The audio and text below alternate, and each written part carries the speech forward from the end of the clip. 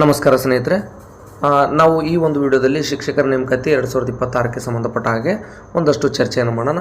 ಅದಕ್ಕೂ ಮುಂಚೆ ನೀವೇನಾದರೂ ನಮ್ಮ ಯೂಟ್ಯೂಬ್ ಚಾನಲ್ಗೆ ಸಬ್ಸ್ಕ್ರೈಬ್ ಮಾಡ್ಕೊಂಡಿಲ್ಲ ಅಂದರೆ ದಯವಿಟ್ಟು ಸಬ್ಸ್ಕ್ರೈಬ್ ಮಾಡ್ಕೊಳ್ಳಿ.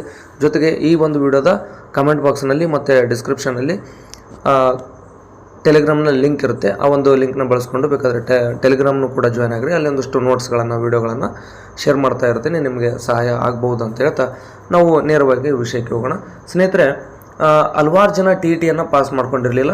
ಕೆಲವರು ಯೂಟ್ಯೂಬ್ನ ವಿಡಿಯೋ ಮಾಡಿದಾಗ ನಾನು ಅಲ್ಲಿ ಕಾಮೆಂಟ್ ಮಾಡಿಕೊಂಡು ನೀವು ಪ್ರಶ್ನೆಗಳನ್ನು ಕೇಳ್ತಾಯಿದ್ರಿ. ಅಂದರೆ ಟಿ ಟಿ ಏನಾದರೂ ನೋಟಿಫಿಕೇಷನ್ ಆಗುತ್ತಾ ಹಾಗೆ ಹೀಗೆ ಅಂತ ಕೇಳ್ತಾಯಿದ್ರಿ. ಆಗ ನಾನು ನಿಮಗೆ ಕೊಟ್ಟಂಥ ಒಂದು ಸಜೆಷನ್ ಏನಂದರೆ, ನೀವು ಟಿ ಟಿಗೆ ಅಂತಲೇ ಹೋದ್ರಿ, ಒಂದು ವೇಳೆ ಶಿಕ್ಷಕರ ನೇಮಕಾತಿ ಆದರೆ ಅಲ್ಲಿ HSTR ಖಂಡಿತವಾಗ್ಲೂ ಆಗುತ್ತೆ.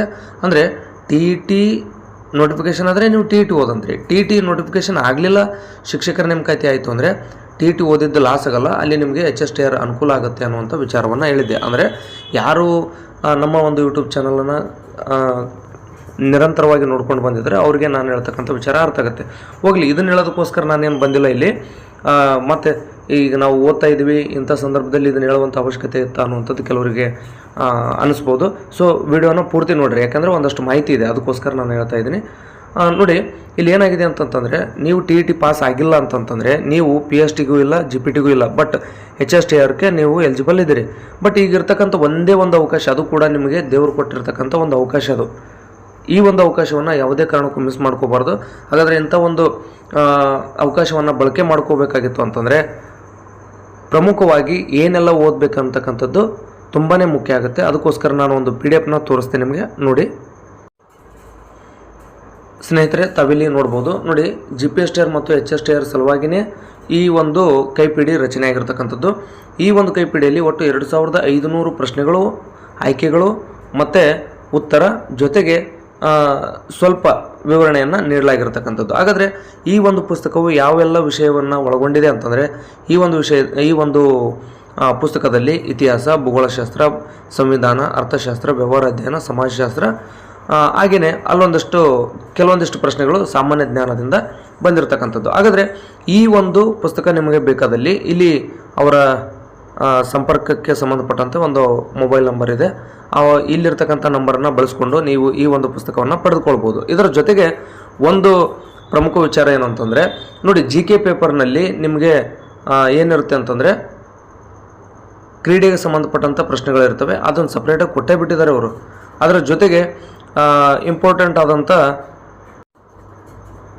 ಅನ್ವೇಷಣೆಗಳು ಮತ್ತು ಆ ಅನ್ವೇಷಣೆ ಮಾಡಿದಂಥವ್ರು ಯಾರು ಅಂತಕ್ಕಂಥ ವಿಚಾರ ಇದೆ.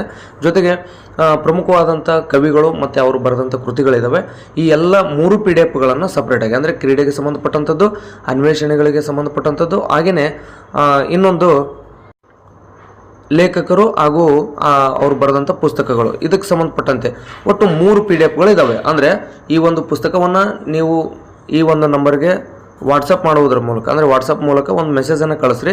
ನಿಮಗೆ ಈ ಒಂದು 2500 ಪ್ರಶ್ನೆಗಳಿರ್ತಕ್ಕಂಥ ಮತ್ತು ವಿವರಣೆ ಸಹಿತ ಪ್ರಶ್ನೆಗಳಿರ್ತಕ್ಕಂಥ ಈ ಒಂದು PDF ಲಭ್ಯವಾಗುತ್ತೆ.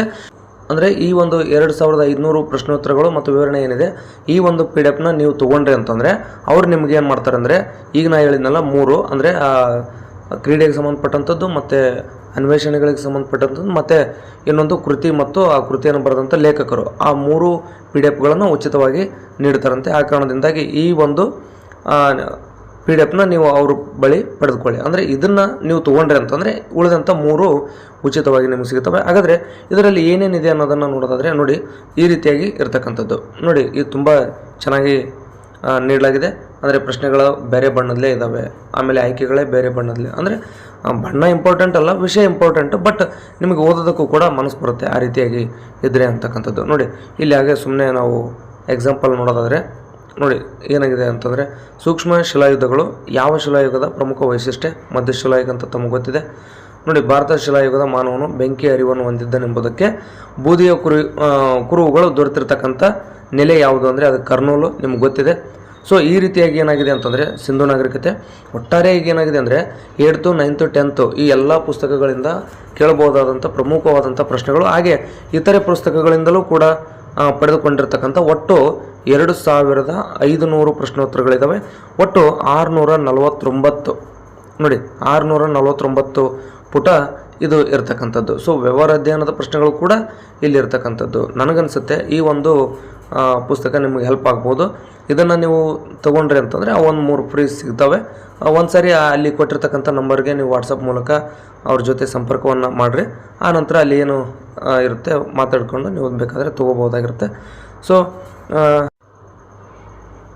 ಯಾಕೆ ಹೇಳ್ತಾ ಇದ್ದೀನಿ ಅಂತಂದರೆ ಮೊದಲೇ TET ಆಗಿಲ್ಲ, ಮತ್ತು ಇದು ಸಿಕ್ಕಿರ್ತಕ್ಕಂಥ ಒಂದೇ ಒಂದು ಅವಕಾಶವನ್ನು ಯಾವುದೇ ಕಾರಣಕ್ಕೂ ಮಿಸ್ ಮಾಡ್ಕೋಬಾರ್ದು. ನೀವು ಇರ್ತಕ್ಕಂಥ ಈಗ ಅದರಲ್ಲೂ TET ಆಗಿಲ್ಲ ಅಂದ್ರೆ ಮತ್ತಷ್ಟು ಹೊರೆನೇ. ಯಾಕಂದರೆ TET ಆದವ್ರು ತೊಗೊಬೇಡ್ರಿ ಅಂತಲ್ಲ, TET ಆಗಿತ್ತು GPT ನೀವು ಬರಿತಾ ಇದ್ದೀರಿ ಅಂತಂದ್ರೆ GPTಗೂ ಕೂಡ ಅದು ಹೆಲ್ಪ್ ಆಗುತ್ತೆ. ಯಾಕಂದರೆ ಅದೇ ಸಿಲೆಬಸ್ ಇರೋದ್ರಿಂದ GPSTR ಮತ್ತು PSTR ಯಾರೆಲ್ಲ ಟೋಟಲಿ PST GPT HSTR ಯಾರೆಲ್ಲ ಬರಿತಾ ಇದ್ರಿ ಅವ್ರಿಗೆ ಹೆಲ್ಪ್ ಆಗುತ್ತೆ.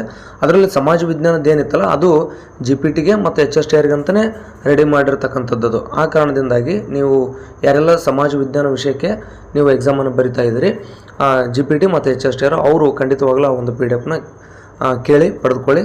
ನಿಮ್ಮ ಒಂದು ಶಿಕ್ಷಕರ ನೇಮಕಾತಿಯ ಜರ್ನಿ ಸಕ್ಸಸ್ ಆಗಲಿ ಅನ್ನುವಂಥ ವಿಚಾರವನ್ನು ವ್ಯಕ್ತಪಡಿಸ್ತಾ ಈ ಒಂದು ನೇಮಕಾತಿ ಅಂದರೆ ಒಂದು ಬೃಹತ್ ನೇಮಕಾತಿ ಆಗಿರೋದ್ರಿಂದ ಯಾವುದೇ ಕಾರಣಕ್ಕೂ ಹುದ್ದೆಯಿಂದ ವಂಚಿತರ ಆಗಬೇಡ್ರಿ ಅನ್ನುವಂಥ ಸಲಹೆಯನ್ನು ನಿಮಗೆ ನೀಡ್ತಾ ನಾನು ಏನು ಹೇಳಬೇಕಾಗಿತ್ತು ವಿಚಾರ ಅಂದರೆ ಆ ಒಂದು ವಿಷಯದ ಬಗ್ಗೆ ನಿಮಗೆ ತಿಳಿಸ್ಕೊಡ್ಬೇಕಾಗಿತ್ತು ಹೇಳಿದೆ. ಆದಾಗ್ಯೂ ಕೂಡ ಏನಾದರೂ ನಿಮಗೆ ಡೌಟ್ ಇದ್ದರೆ ಈ ಒಂದು ವಿಡಿಯೋದ ಕಮೆಂಟ್ ಬಾಕ್ಸಲ್ಲಿ ಕಮೆಂಟನ್ನು ಮಾಡಿರಿ. ನಿಮಗೆ ಉತ್ತರಿಸುವಂಥ ಪ್ರಯತ್ನವನ್ನು ಮಾಡ್ತೀನಿ ಅಂತ ಹೇಳ್ತಾ ಈ ಒಂದು ವಿಡಿಯೋನಲ್ಲಿ ಮುಗಿಸ್ತಾ ಇದ್ದೀನಿ. ಧನ್ಯವಾದ.